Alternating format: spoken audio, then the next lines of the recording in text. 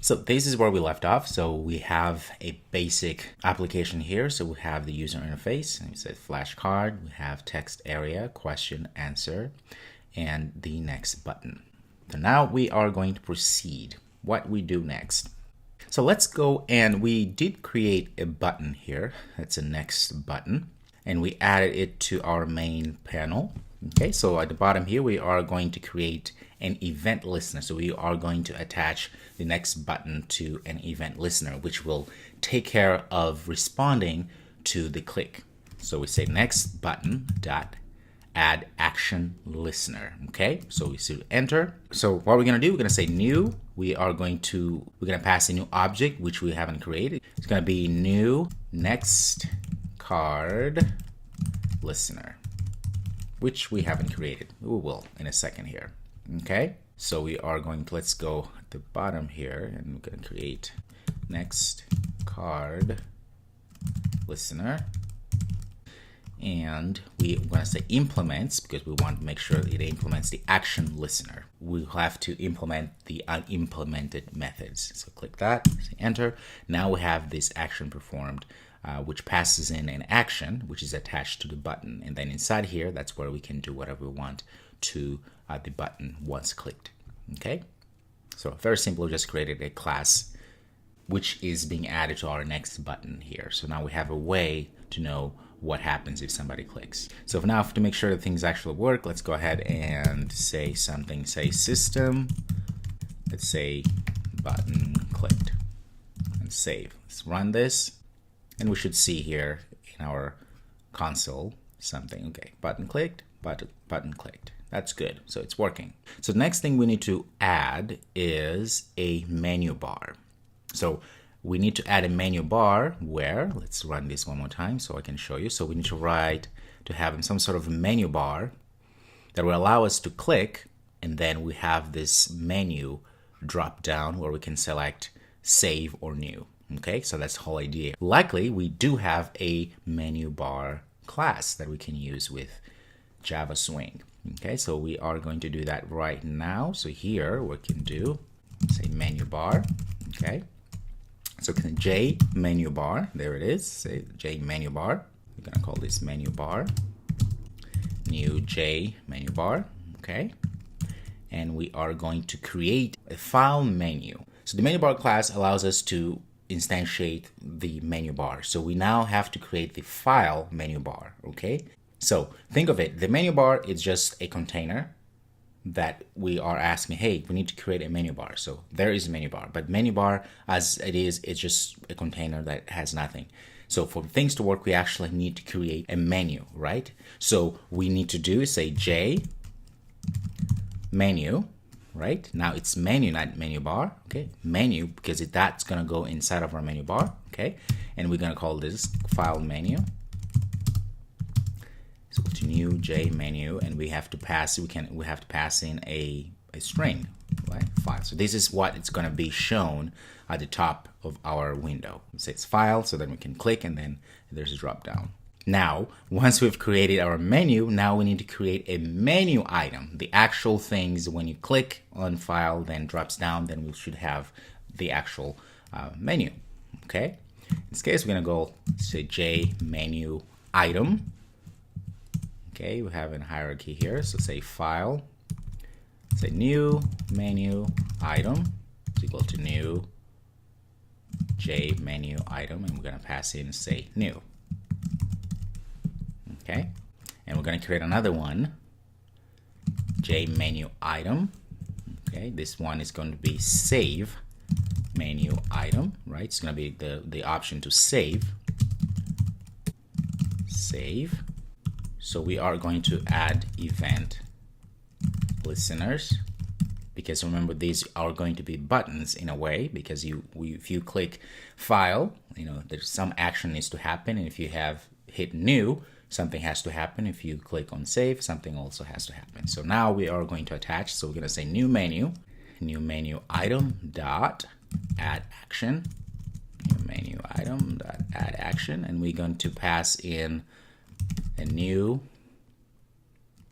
menu item listener, which is a class we need to create in a bit here, and then we're gonna have to do the same with our save menu item. So save menu item dot add action listener, and then say new save menu listener, just like that. Okay, and let's go again here. Let's start with this one.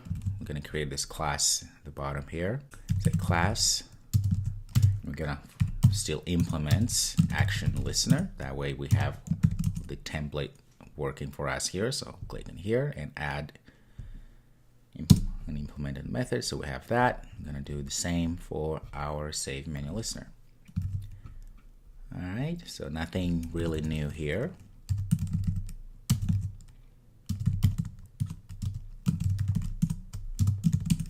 Okay, there we go.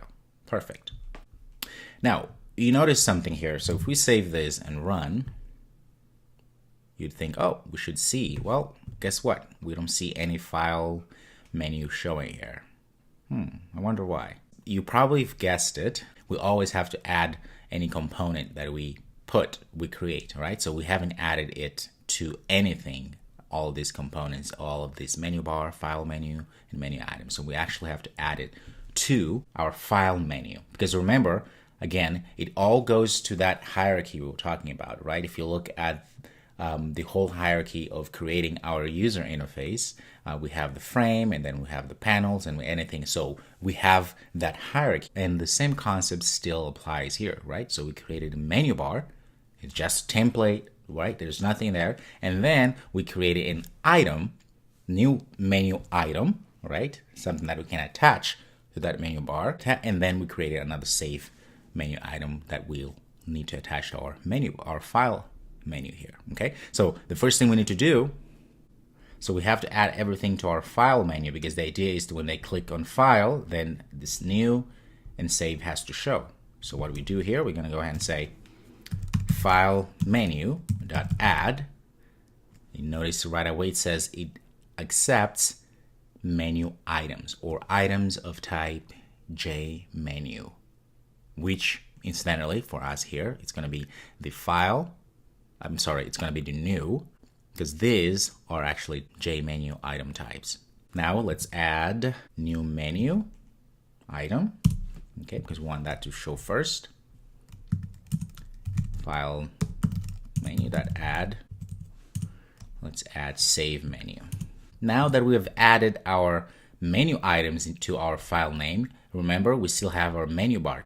So now we are able to add all of this, the file name, which has the menu item and save menu items, to our menu bar. Okay, so that's what we're doing here. So now we need to add everything to our menu bar. So we say menu bar dot add file menu. Okay, this is very important. I'll repeat myself again because I think I want you to understand. It can be a little bit complicated. So what we did here? Well, we created a menu bar. Just an empty menu bar. Think of it as a frame, okay? There's nothing in it. And then we created a file menu, which will have the actual name saying file, right? And under that, we created the new and save menu items. So these menu items will go under file menu, which we did here, right? We added them to our file menu. After we've done that, then we went back to our menu bar, which we created, that empty template there, and then we added the file menu, which consequently has the new menu item and the save menu item. Okay? So once you understand this hierarchy again, concept in Swing, then everything will make a lot of sense. That's what we're doing here. So we save this now. If we run, nothing. I know. Okay, so what is the problem now? We added everything, but the problem is, yes, we did add menu bar, right? File name, file menu to menu bar, and it's all good. However, remember, we still have our frame, which is the parent canvas per se. So we haven't added the menu bar, which has the file name, which file names have this new menu item and save item. So that's why it's not showing, because it's saying, well, it's created, but I have no idea where it's supposed to be in the canvas, in our main frame. All right, so that's why now we have to go and say frame.set J menu bar, because now we are saying we want to go to that frame and set a menu bar, not just set anything else. Just there's a specific place where a menu bar has to be. Okay, so that, and then you can pass the menu bar. And there we go. Now, if you save this and run this time, we should see, look at that. You see, it created all of this. It created this little area here, right? A menu bar area. Okay, this is the whole menu bar area, and we can click and say new and save. All right, isn't that great? That's perfect. So while we're here, let's go ahead and also make this a little bit organized. There we go. Say, don't forget this. And the best way to put this, actually, let's get rid of there, and it has to go here after, oops, after here.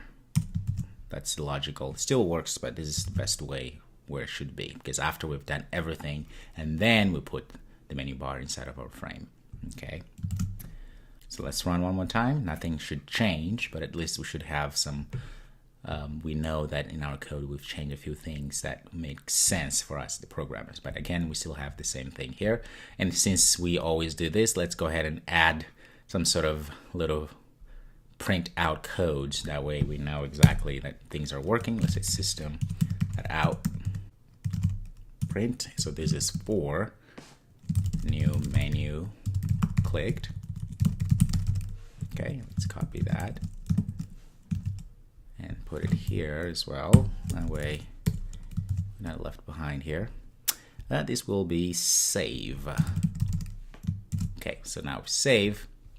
It should print out those that line there. Okay, so save, file, new menu clicked, file, save menu clicked. Good. So at least we know things are now connected. We're ready to work on some code here.